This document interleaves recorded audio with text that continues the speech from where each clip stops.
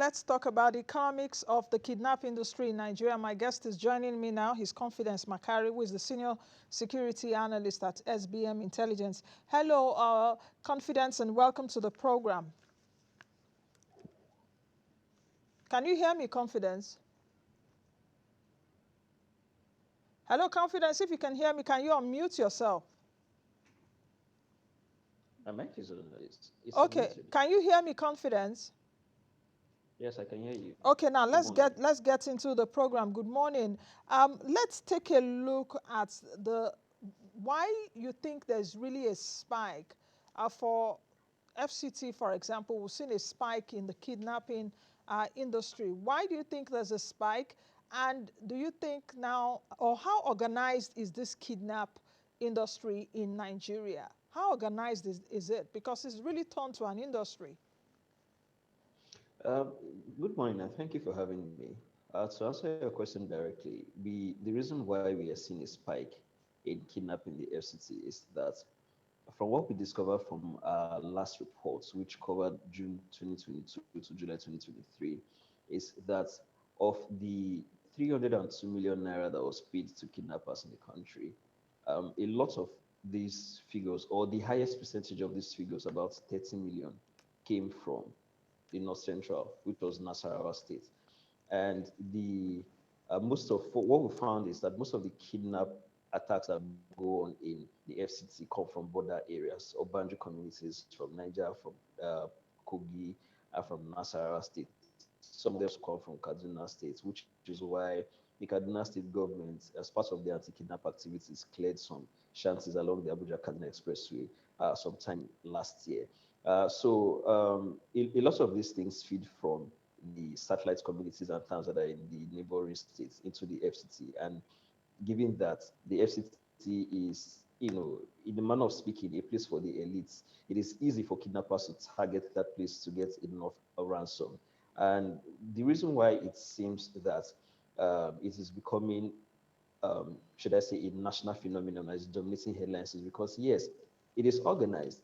So run a kidnap ring it's not an enterprise of only one person. Some people have to do the kidnapping, some people have to do the guiding of the victims into the forest, and some other people has to do the pickup of the ransom. So it's a collective effort that takes at the very least, three people. So for you to organize a successful kidnapping, you need to be strategic. There are some kidnap incidents that are not strategic. So some of them that you see, randomly taking people off the road. But even in that chaos, there's a little bit of organization because it's not in every road that you see kidnap happens. They happen on specific roads that have enough Okay. traffic. So yeah, so these are the issues. When you have a national spread of poverty like this and people becoming a lot more desperate, you tend to see people organizing even away from what they ordinarily do and get into social vices like this. Okay, Confidence, if we take a look at, would you say that ransom payment has become a motivation? Because the Minister of FCT just a few days ago was trying to appeal to people at a meeting that you've seen even crowdfunding now, crowdfunding efforts for the kidnappers to release victims.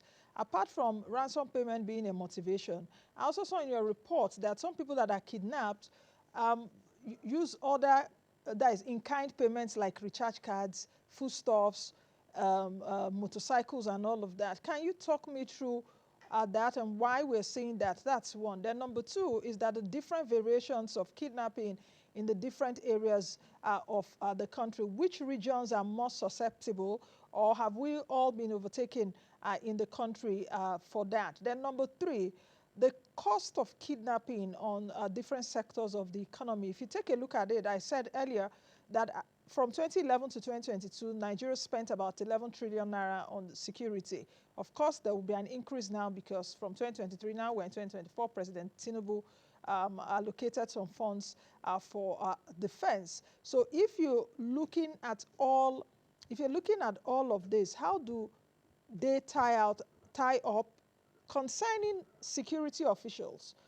Was it yesterday? Was it yesterday or so? A colleague was saying, and I was just hearing her speak to some people, and I was around there. She said something. She said some years ago here in Abuja that she was in a military formation, one of their barracks. And as she was trying to come out to board a cab to take her home, that she heard some military officials coming out and were speaking a dialect. They didn't know perhaps she was the one she was hearing, that they were saying they were going to go to a certain place. They were organizing a kidnap. And those were security agents. In fact, she said that she took, she ran away immediately. She was saying it, that was yesterday or 2 days ago, and I was like, have they really gotten to this level?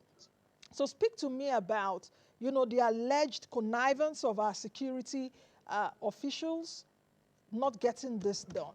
And that's why I mentioned earlier, has it now become an organized trade?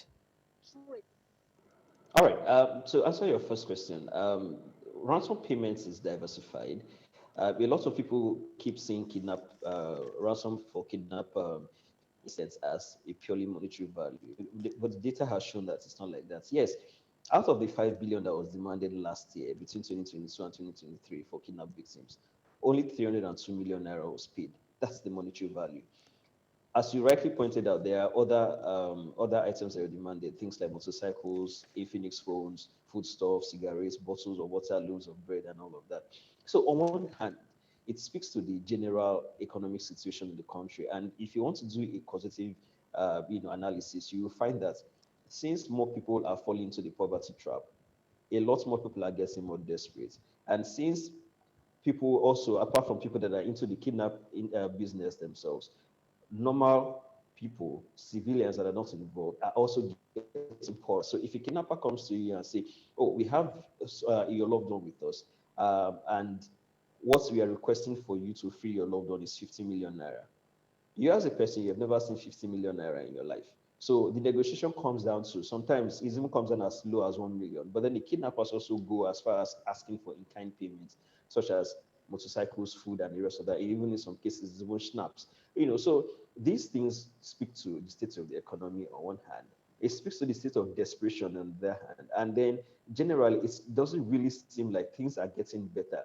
As to your other question on the connivance of security operatives, I wouldn't rule that out in entirety, because if we check between, I think, June 2021 and June 2023, the Nigerian Army, that's just one particular institution out of these many security establishments we've had, have court-martialed about 502 soldiers for various offenses bordering on kidnap, armed robbery, gun running, and several other ones. There was a particular incident on Owasa in Abia State where some people killed some soldiers, and then the soldiers went to the community to retaliate. It was later found that the soldiers that were killed that led to the retaliation was found, it was a result of a botched deal, an illegal oil smuggling deal that had gone wrong, and then people were killed. And it was also in the same region, I think, that two Nigerian army soldiers deserted from their stations in Yobe State and were found in Abia State, or either Abia or Anambra, and then they were found engaging in kidnap activities. So the Nigerian Security Service has a discipline problem. It is not a problem that is, a square focus on the Nigerian Army. The police also has the same problem. Different security agencies have the same problem. But I think, to give them credit, the reason why we are aware of these numbers of people being prosecuted in the security services, because I think there seems to be, should I say, a public official, should I say, need or intent to prosecute these things, to bring some bit of sanity to the institutions that they want to serve. But in general, yes, I do not think that the security services take these things a lot as seriously as they should. And so we have these things that your friends experienced that day. Mm. Okay, just as we wind down, what do you think should be the recommendations to tackling this? Because if you take a look at all the indices, talking about Global Peace Index, Nigeria is 144 there. I took a look at the Global Organized Crime Index for 2023. I think we are number 6 there for organized crime in the world, number 6, and second in Africa. We have DRC, or is it Mali after us? So I don't know, when it comes to bad things, we're always there in terms of indices, apart from the few shining lights or bright spots that we have in Nigeria, like Afrobeat and Nollywood and co, people just showing up with star quality. But apart from that, what do we do to tackle this rising industry, this rising trade? I heard you earlier, you said the economy is part of it, but we know that it takes a lot to fix the economy. President Tinubu will not fix the economy in 6 months. He has a 4-year tenure, so how can we get this addressed? Bearing in mind that the presidency and those involved, the officials, will try and be fixing the economy to solve unemployment, job creation, and all of that. What can we do? Yeah, when you initially asked the question, I was going to start with the economy again because I mean it's the root of all evil.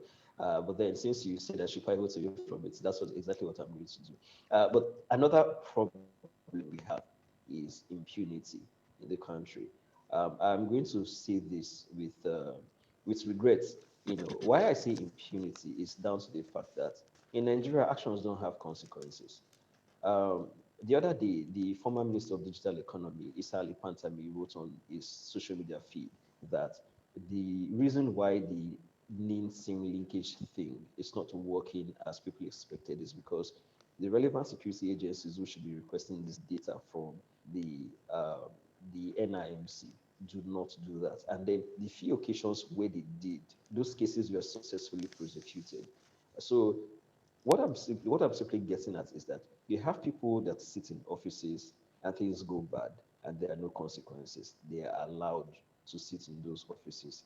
Though they Okay. serve at the pleasure of the president, they are allowed to get away with things. And then things are gotten away with so bad that kidnappers can roam around the castle at the heart of government. And then they can also, the people who carry out the kidnap get away with it. And the people who are also supposed to checkmate them also get away with it without consequences. So until you fix the incentive for people to do bad, things will continue to go bad because, Okay. in a manner of speaking, incentivizing bad behavior. So actions have to start having consequences. So people who are supposed to Okay. guard and protect the Um, companies are supposed to take their job seriously. Confidence, I think we'll leave it at that. We've really run out of time, but many thanks for joining me today on the program.